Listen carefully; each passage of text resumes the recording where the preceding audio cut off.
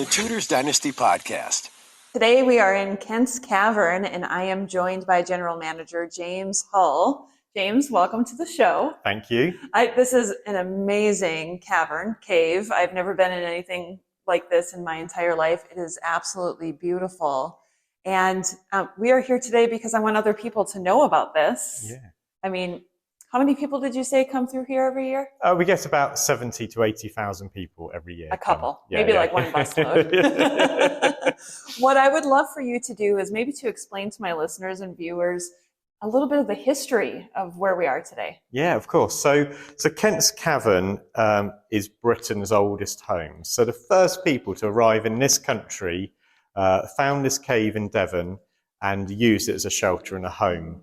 The thing that makes it so unique is that not only one species of human used Kents Cavern, but 3 different species. Wow. So 500,000 years ago, we had a species called Homo heidelbergensis, who came out of Africa about 2 million years ago.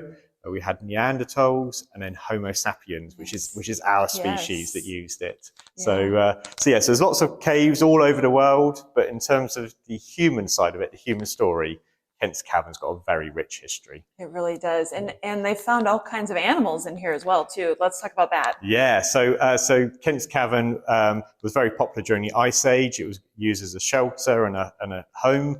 So we've got animals like hyenas, scimitar cats, cave lions and bears using the caves as a shelter. And then we've also got evidence of larger Ice Age animals like mammoths, woolly rhinos, Irish elk.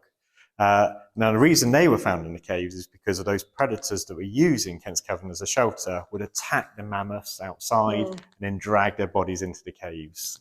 So, yeah. Oh, fascinating. It was really a different time, wasn't it? It was. And for us as humans, it was very difficult to survive during the Ice Age. So we would follow the seasons, we would follow the climate. So during the kind of colder periods, we'd move down south. And then when things warmed up, we'd move back up north. So yeah. And where we're standing today, too, it wouldn't have looked like this originally, would it? No. So Kents Cavern as a cave is about 2.5 million years old. But what's happened is sediment and soils filled the caves over time. So the floor level in this chamber, when the Victorians arrived, would have been roughly about this high. So it's an excavated cave. Okay, and let's talk about how they excavated it, because it's not like they just came in here with a shovel and we're trying to move rock that way. How did that work? So there's 2 very famous people who excavated Kents Cavern. One was called Father John McHenry, who excavated the caves in 1825. Now, he was a Roman Catholic priest. And while he was excavating, he was finding evidence of extinct animals alongside human tools, which went against his belief. Back then they were convinced that it was Noah's floods that had washed all of these bones into the caves. So he never published his work. And it wasn't until a person called William Pengelly came to Kents Cavern in 1865 after reading John McHenry's journals and started this great excavation, which lasted 15 years. Wow. So, yeah. And so they used dynamite, right? They used a bit of dynamite in the caves. They used pickaxes, pitchforks, pickaxes, shovels, and a donkey called Topsy. And we think probably about 7,000 to 9,000 tons worth of soil was moved out of Kents Cavern during 15 years. How did you learn about the donkey? Was that in the diaries? It is, yeah. So it's in the diary. So William Pengelly was fantastic in his journal. So every day there was information being put in about what was discovered, a funny story that happened. So they were excavating in candlelight, tallow candles. Yes. So constantly in William Pengelly's diaries, there was information about the excavators were plunged into darkness because rodents were stealing the candles and running off. So yeah. I love that story. That is such a great story, because you were talking about the candles, and I think it's, what were they called? Tallow? Tallow candles, yes. Yeah. And I think I first learned about them when I did a little bit of research on the Victorian era and how they would smell indoors and how you knew those were the cheap candles, right? That's right, yes. And the fact that the rodents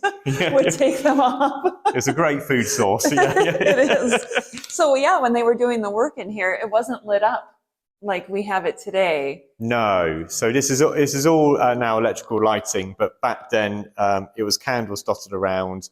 In fact, there is places still in the caves where you can still see the candles and the arrow marks to tell the Victorians how to get out the caves. So, yeah. Oh, there's just so much history. I've been in England now for a couple of weeks, and there's history all around us. Little did I know there was going to be even more history here today. I should have expected it, obviously.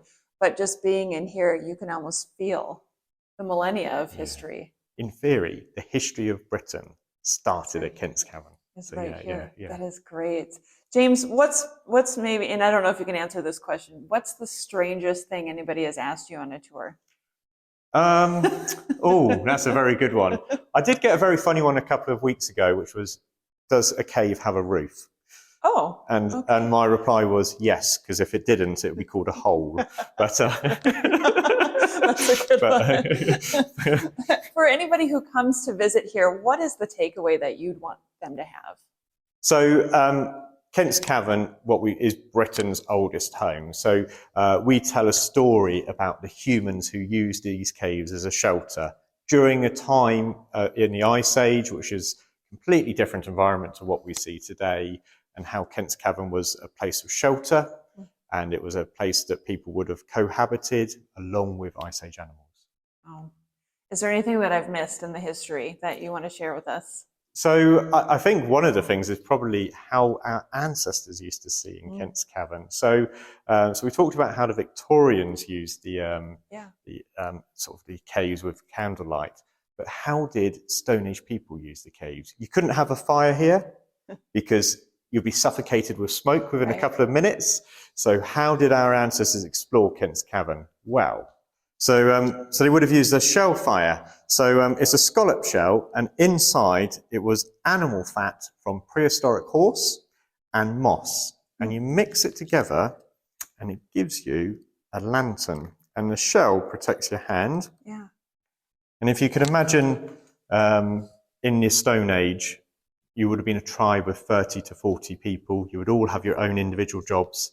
And at the end of the night, you would come into the caves and you would light 10 or 20 of these around in the chamber, and you'd be talking about your day, telling stories, playing music.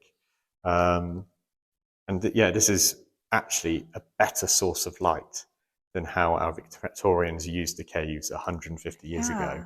And this would have been used 14,000 years ago. It just blows my mind how they had the wherewithal to understand that they could put these things together and it would burn for a long period of time. Yeah, I think it's really interesting because we look at our ancestors and think they must have really struggled to survive. And in fact, they thrived. And this is kind of one example of actually how they thought outside the box and they considered how to get a light source into the caves. That's so cool. I can't even tell you how cool I think this is. I never knew. And I'm so glad that you explained this today because, how did they light up the inside of the cave at night? Yeah. Wow. James, oh my gosh, this has been so enlightening today to be here with you. If somebody wants to come visit, yes, are you open year round? We are open every day apart from Christmas Day and Boxing Day. And we go on a guided tour of Kents Cavern, which takes just under an hour. So you go around with one of our experienced and entertaining tour guides who will tell you the story, but also demonstrate some of the techniques that we use. That's great. And you have a website too, right? We do have a website, kents-cavern.co.uk. Perfect. And make sure you bring a sweater or something because it is a little chilly in here. James, thank you so much for meeting with me today. Not at all. A pleasure. Thank you. Now I'm joined by Linda with Raking Light. Linda, welcome. Hello. Thank you for being here. Let's talk a little bit about the work that you're doing here at Kents Cavern.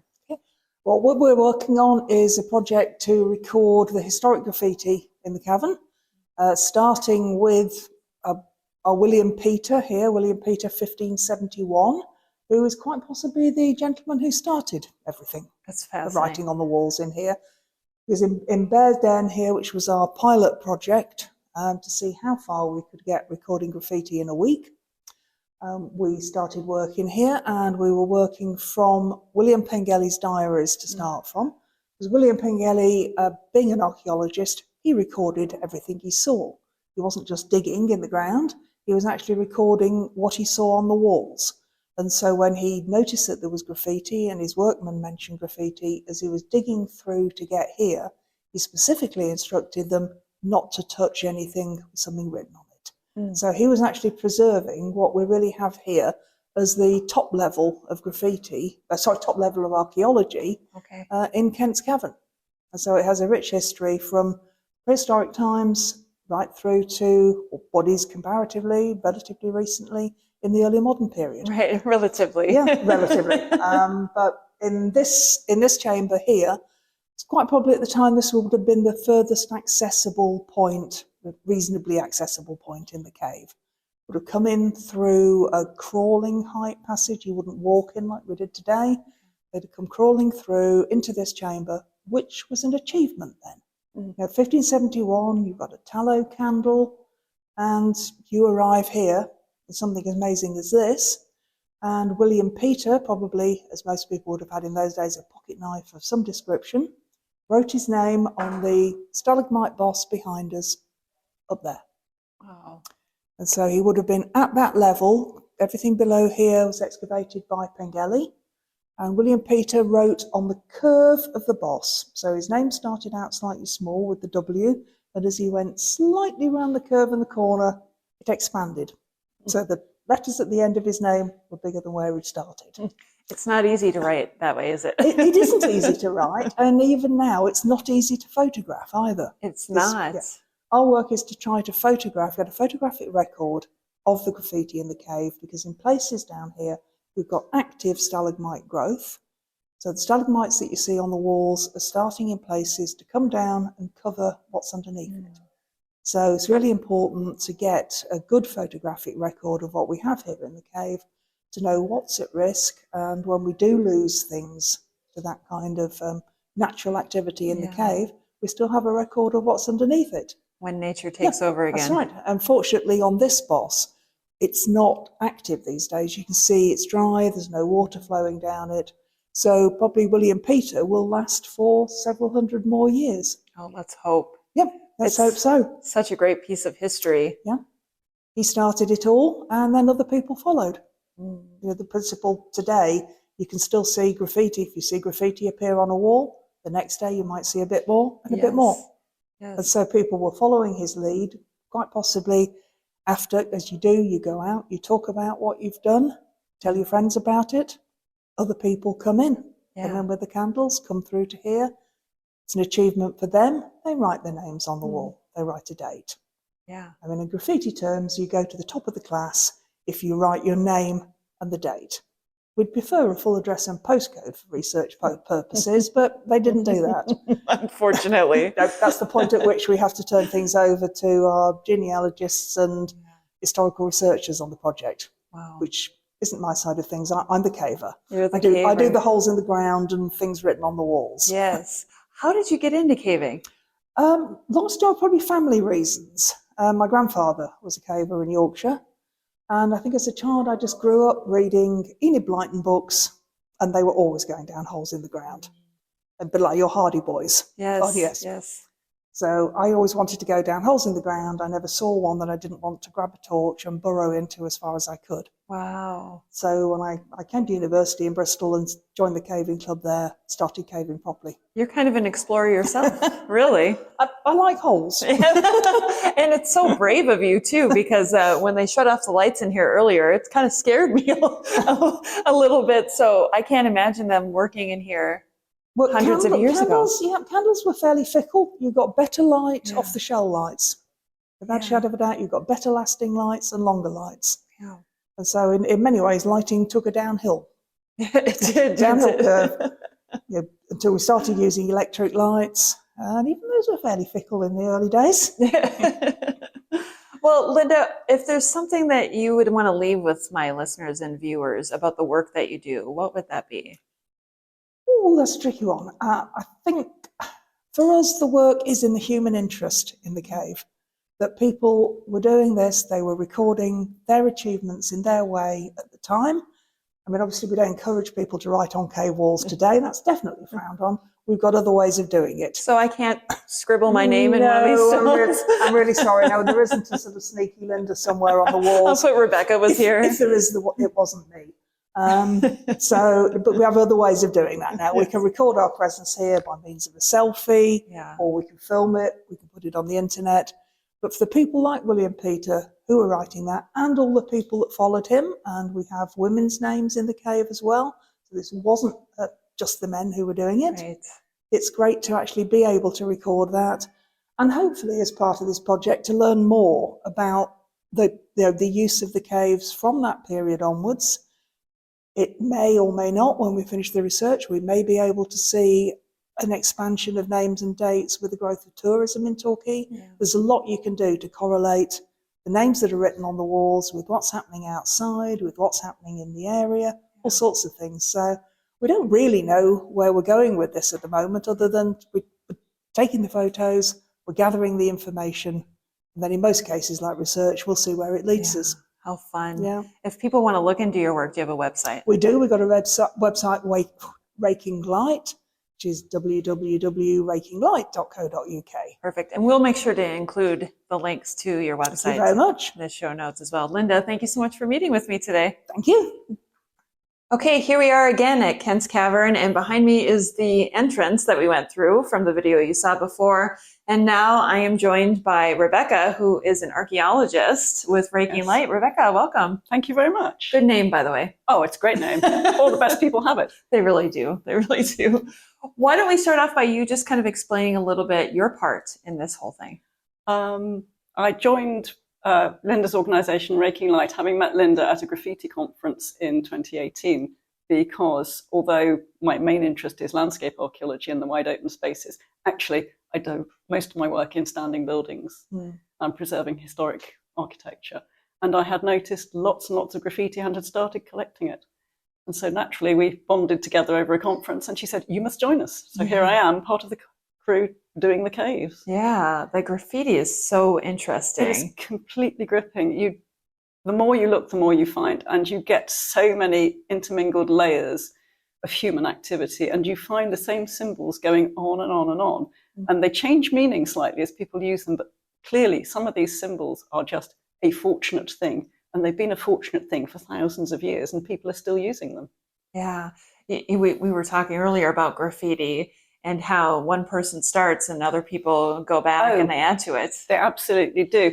It's you can imagine people tagging walls with spray paint now, and somebody does a small tag in a corner, and suddenly you've got a whole blossoming and a picture on the wall, and people are filming it as street art. Yeah.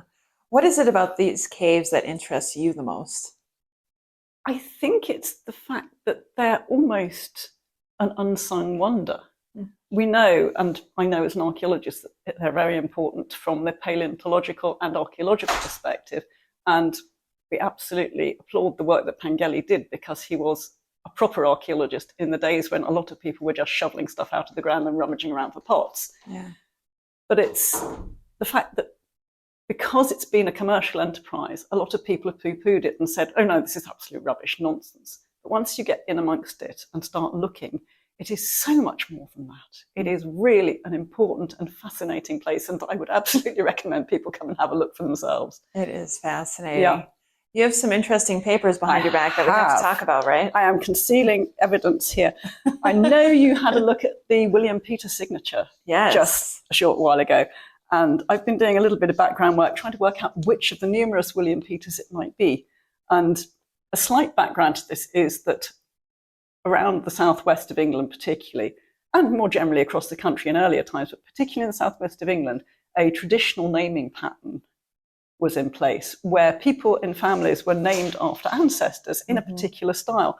And you end up then with numerous people in the same family all having the same name. Right. So with the Peters, the names were John and William. So William Peter's father was called John. His older brother was called John. His slightly younger brother was called John. And his cousin, who also became his brother-in-law, was called John. William Peter is the famous one. He has his Wikipedia page. We know about him. But we also know that he was very, very old by the time the cave inscription was made. He had a very bad leg. He was probably travelling around in the 16th century equivalent of a wheelchair. So probably he wasn't the person crawling underground. The next two suspects are his grandson, also William, but he wasn't born yet. He wasn't born for another 4 years. And finally, we pegged down a nephew. Now, the nephew is interesting. William Peter, the nephew, was born at Tornewton, which is the same house that William Peter the Famous was born at. They both lived a very short distance from these caves, from some other caves in their childhood. William Peter the Famous went to London and made his career and worked at court and didn't really come back again.